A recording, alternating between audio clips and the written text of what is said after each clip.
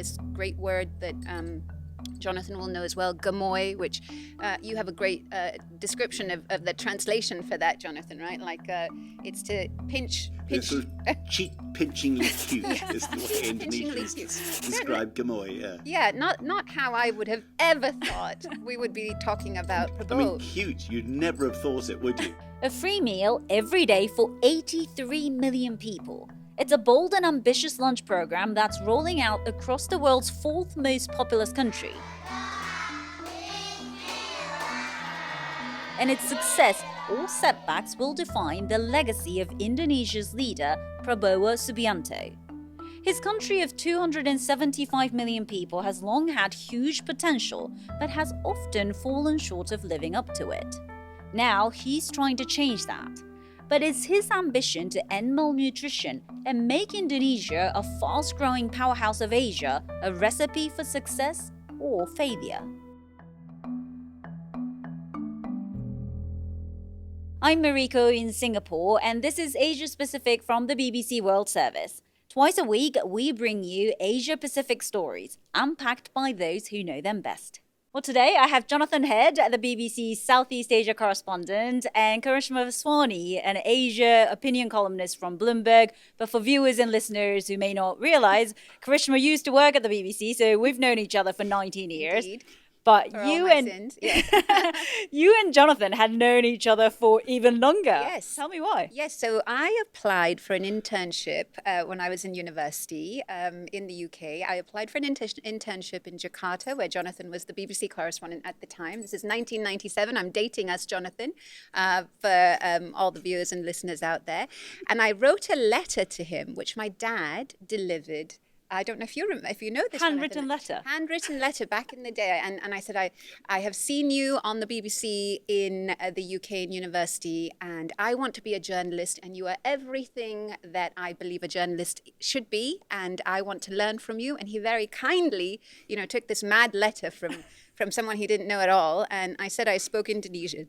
I spoke Indonesian, and I'd grown up in Indonesia. It was home for me, and I wanted to learn more about it and learn more about being a journalist. And he let me, follow him around for a good month and a half. It was a really exciting time as well, wasn't it, Jonathan? It was the Asian financial crisis was just sort of kicking off, or had kicked off.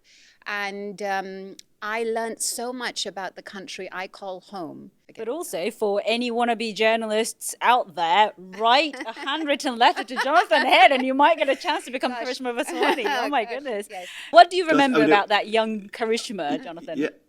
It was, you can't help but be impressed when somebody so badly wants to be a journalist. I'm not sure I could have been a huge amount of help. The BBC operation then in Jakarta was very basic. We rented a shed in the back garden of the Bureau of the French News Agency, which was in a very old-style 1930s Dutch villa. And this shed was leaky. Every now and again it used to catch fire because the electrics were bad. We had a plague of mice. At the time I'd also adopted a rather worm-eating kitten. We operated, it was a very, very threadbare operation. There was me and an assistant. So Karishma was actually a huge help, particularly because she spoke Indonesian. That's very kind of you to say. I fed the cat most days. But, yes. That was a really important job. But it was an exciting time. Also, we're in the middle of enormous forest fires that had not really been in news coverage before, and people becoming really aware of this problem of air pollution. So Indonesia, which in the past had been a pretty quiet story, really kept itself to itself, was getting a lot of headlines. Well, let's talk about Indonesia, and I know how passionately you feel about your home country, so I don't want to ruin our friendship or anything like that, but I've read that Indonesia has often been described as an invisible nation, despite the fact that the fourth most populous country in the world, the biggest economy in Southeast Asia, and yet it's not known for, huge soft power. People are not driving Indonesian cars, using Indonesian apps and so on.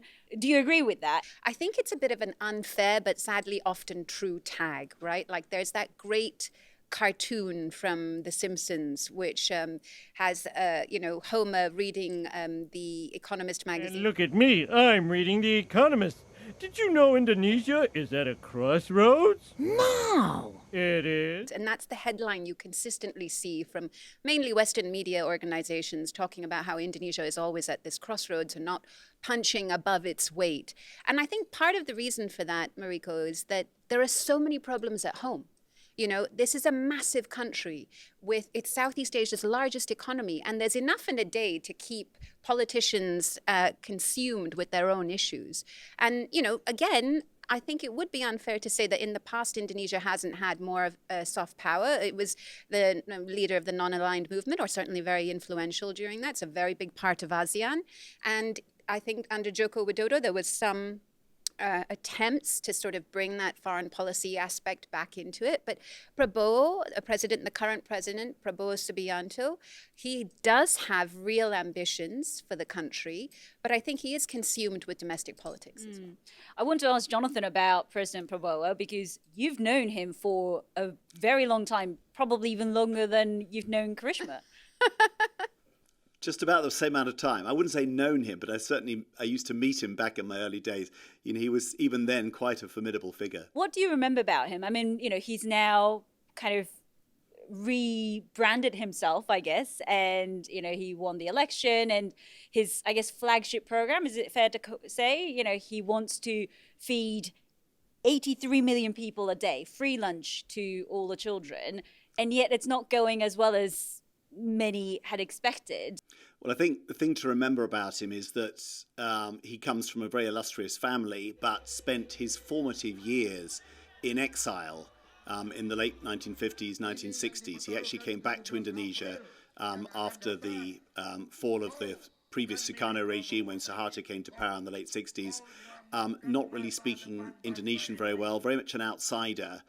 He's a very intelligent man. He's very sharp mind, but also a somewhat combustible personality. He loves to be decisive. He's ambitious. He's outspoken. He's mercurial. So when I based myself in Jakarta, he was at that stage married to Suharto's daughter. He'd moved up very fast socially. He was the commander of the elite special forces in the military. And he was a kind of go-to man, partly because of his westernized outlook. You know, you could speak to him, Bahasa or English, he was comfortable in either, and you could get a very interesting perspective. But he was always known as, you know, a somewhat unpredictable man, a man who was definitely going places, who everyone expected to be a major player in the future.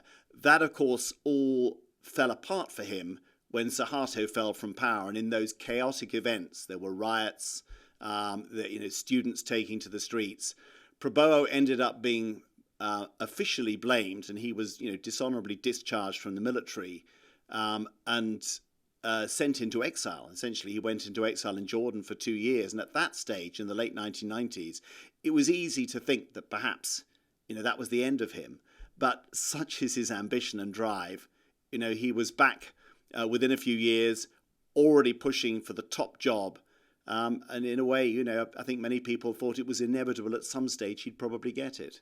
Yeah, I mean, I don't know if I thought that he would get it, Jonathan, like the number of times you and I have covered Indonesian elections together, and each time he would get up on stage and sort of have that bluster and rhetoric. And I always thought to myself, gosh, I'm really impressed with your desire to be president, but really, give it up, right? And, but he got it, right? He got it in 2024, but I think a lot of that is down to the fact that he completely reinvented himself from the man that Jonathan was just talking about.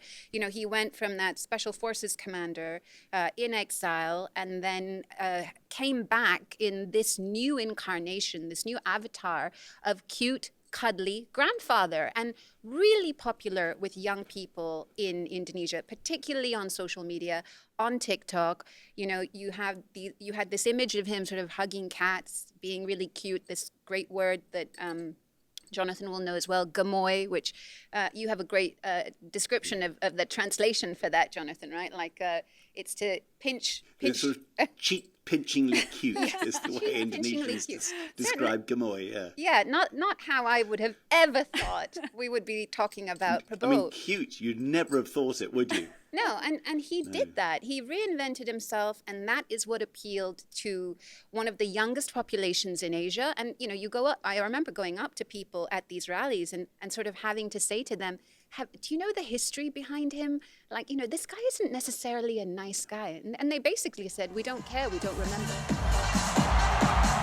Is it authoritarian nostalgia? Is it deliberate amnesia? Who knows? But it was also, I think, a sign of a country that wants to move on. The tragedy is this the man who's really going to help them move on? But he's still very, very popular, isn't he? Like, if you look at maybe not as popular as when he was elected, but, reading about how this, free lunch program that I guess, that's a very kind of populist policy, isn't it? And the fact that it's not been going too well with thousands of, food poisoning cases and so on. And yet he still remains pretty popular for, in comparison to other state leaders, Jonathan. I think you've got to qualify that a little bit. His profile is high, but I think at the same time we did have these very serious protests in August and September, probably some of the biggest protests in the sort of post-Suharto era that were linked to it was linked basically to a huge increase in allowances for lawmakers at the same time as budgets were being cut for local governments around the country, partly to fund the enormous cost of this school program. I think what we've seen in the first year of Prabowo is the enormous difficulty of translating simple populist promises that work very well in an election campaign and certainly helped to cement his popularity then into practical policies that deliver the results that are promised. I want to ask you about this free lunch program. Firstly, why is he doing this, Karishma? Well, there are really important, legitimate reasons to do this, right? Indonesia has one of the most tragic cases in terms of child stunting. I think the stats are something like 1 in 5 children are at risk of it. This is particularly true of the eastern provinces, but it is a problem across the archipelago. So, as a president who's come along to say that he wants to have a legacy-making kind of initiative to help people, this is something that would make sense. The problem, as Jonathan has pointed out, is you can have this grand vision and grand idea, very well intentioned, I should say. But, that cliche, the path to hell is paved with good intentions. The execution of this is where it's lacking. And also the cost is eye-watering, right? $10 billion this year is the estimate. Compare that to the health budget, which I think is around $15 billion. Next year, it's going to go up to $20 billion. Some stats I've read say that over the next 5 years, it's something like $45 billion. The numbers just keep increasing. And Jonathan, in terms of, this is a very ambitious program. Usually this populist policy that got him elected, why did they start rolling it out so quickly? You would think that they would probably spend a bit longer implementing it. What's the problem here? I think the timescales are geared partly by, I think it could be perhaps Prabowo's impatience, but also as that was the signature policy, people want to see results. I think in a way they overpromised during the election. And also, as we can see, they've only managed to scale it up a little bit this year. They'll scale it up a bit next year. There are 5 years in an Indonesian presidency. I just think he wanted to get that part of his legacy going. The problems they've run into with this free meals program, I think, lay open the problems of Prabowo's style of leadership. This need to be decisive. His foreign policy has been quite impulsive. He's a foreign policy passionate president in a way that his predecessor definitely wasn't. He's a man of the world. He's tried to form a bond with President Trump. He's been very active in getting Indonesia, pushing for it to be a more active member of to join the BRICS movement. And yet that has flaws in it because it's also personalized. In case of foreign policy, his foreign minister is a virtually invisible man. He's essentially a loyalist. It's being driven entirely by Prabowo. He's trying to drive the free meals policy. He's completely restructured Indonesia's state investment arm into this huge so-called sovereign wealth fund called Danantara, which is run by people who are quite loyal to him as well. And all the resources of the state-owned enterprises are going into that. This is a very personalized style of leadership that probably requires too much of the attention span of a not always very healthy man well into his 70s. I remember you interviewing Jokowi a couple of times when he was still at the BBC. Yeah. And it's quite a very different style of leadership, isn't it? And I guess after a decade of Jokowi, is this kind of bold leadership what Indonesia needs to achieve what he wants to achieve? Yeah, so we trade in stereotypes a lot as journalists because it's convenient shorthand. So I'm going to do that, but it is obviously more nuanced than this. But Jokowi was seen as this sort of Javanese king, and if I was to use the same metaphor for Prabowo, I think, as Jonathan has rightly pointed out, he's a much more of a sort of Louis the 16th kind of king, full of bluster and rhetoric. But it's a very top-down approach to leadership where he keeps a coterie of people who just tell him what he wants to hear. And the issue with that is you don't actually find out what's going wrong on the ground. And as a result, these policies then don't get executed in the way that perhaps the leader wants. Now, in terms of getting Indonesia to, these ambitious targets that he has, the other one that he has, which is completely unrealistic by every sort of analyst estimate that I've heard, is the 8% growth target for the country. It sort of moves along at about 4 to 5% middling growth. It's not enough to create the jobs that you need for a country of that size. Is it useful in an era where you have, Trump as the superpower in charge of the superpower of the world? It seems to at least buy him a little bit of rapport with Donald Trump. And at the same time, he's sort of managing the relationship with China. To some extent, he's balancing both. I don't think it's going to get Indonesia to the point where it needs to in order to achieve some of those really important economic goals. What about him naming his former father-in-law, Suharto, a national hero? Because, you two were talking about protests that we saw. And yet, how you described Suharto, you would have thought some people might not have been happy with Prabowo's decision to call him a national hero. And yet people didn't seem to, take to the streets at least, Jonathan. Yeah, I think enough time has passed for him to be able to get away with that. And it was interesting when he did that national hero move. The thing about Indonesia, it has had a really extraordinary history. It's the most unlikely country. It is literally the Dutch East Indies. So many islands forming one country. Most people thought it wouldn't succeed. It had a terrible kind of violent convulsion when Suharto took power in the 1960s. Something like 500,000 people killed, massive repression. Then this sort of almost military enforced stability with development. And then this exciting period after the fall of Suharto of reform, the expectations of democracy.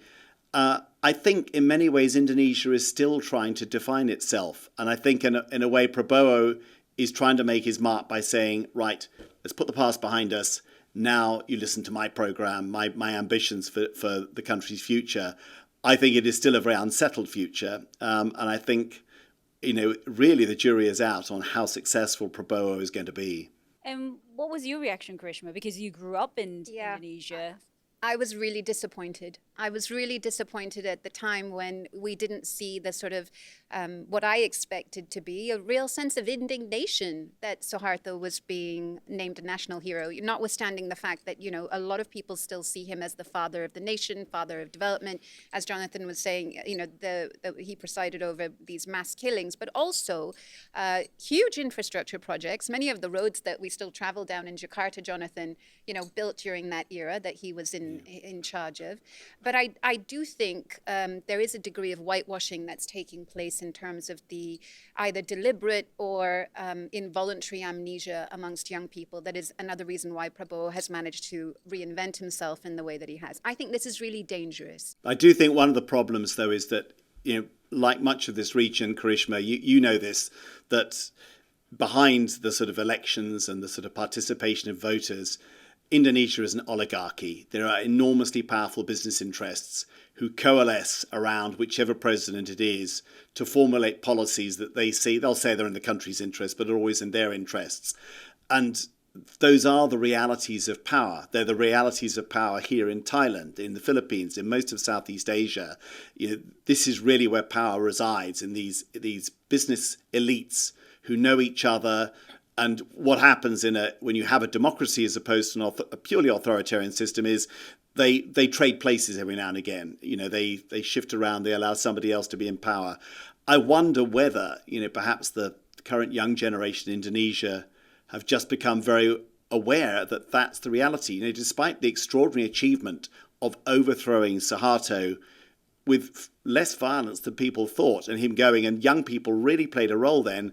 In fact, you know, most of the people who did really well under Suharto, the top tycoons, kept their wealth and power, and their families are still there. In terms of that elite, very little has changed in Indonesia between the pre and post Suharto periods. I think that is sadly a very depressing reality, and I'm sure that, you know, that must be at the minds of in the minds of so many people who will look at the system and think it's completely rigged against us. So why should we bother, right? And I think that was the sort of frustration that you saw even in the protests in August. I was struck by a lot of the reporting at the time that talked about young people just feeling like it doesn't really matter if we go and loot and raid because everything is stacked against us in any case. I'd like to think that Indonesia can be different. But perhaps that's the naive optimist in me, hoping that things can be better in the future. But there are, you know, right now, when I look at the current crop of young politicians that are there, there's no one that stands out to me as somebody who might change things in the way that the country really needs. And that is a sort of depressing reality. We'll leave it there. Jonathan Head in Bangkok and Karishma Vaswani, thank you so much for joining me on Asia Pacific. If you have any comments or questions on the story that we covered today or any other topics from the Asia Pacific region, please do leave us a comment below, or you can also email us at asiapacific@bbc.co.uk. But for now, thank you so much for watching or listening. See you next time.